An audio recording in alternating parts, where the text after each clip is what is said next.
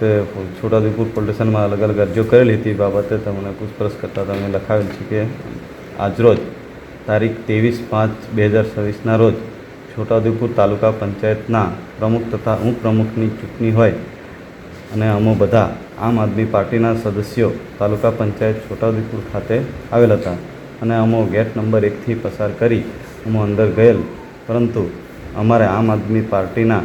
અમુક સદસ્યોથી નારાજગી થયેલ હોય, જેથી હું તથા બાવાભાઈ મંગુભાઈ નાયકા તથા દેવલાભાઈ બચલાભાઈ રાઠવાનાઓ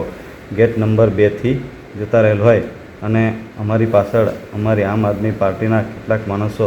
અમારી પાછળ આવેલ હોય, પરંતુ અમારે અમારી પાર્ટીથી નારાજગી થયેલ હોય અને અમારે મતદાન કરવું ન હોય, તેથી અમો જતા રહેલ હતા અને છોટાઉદેપુર પોલીસ સ્ટેશન ખાતે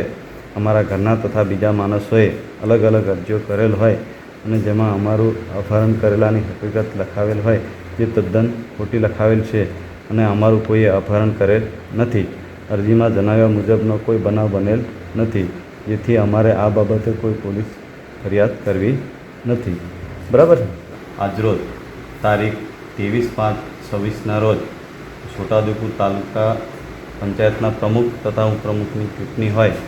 અને અમો બધા આમ આદમી પાર્ટીના સદસ્યો તાલુકા પંચાયત છોટાઉદેપુર ખાતે આવેલ હતા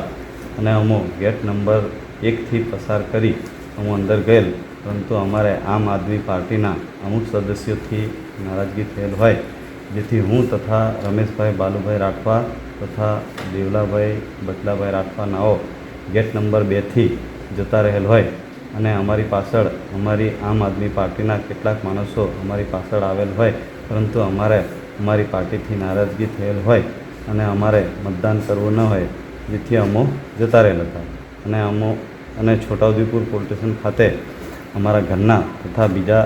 માણસોએ અલગ અલગ અરજીઓ કરેલ હોય અને જેમાં અમારું અપહરણ કરેલાની હકીકત લખેલ હોય, જે તદ્દન ખોટી લખાવેલ છે અને અમારું કોઈએ અપહરણ કરેલ નથી.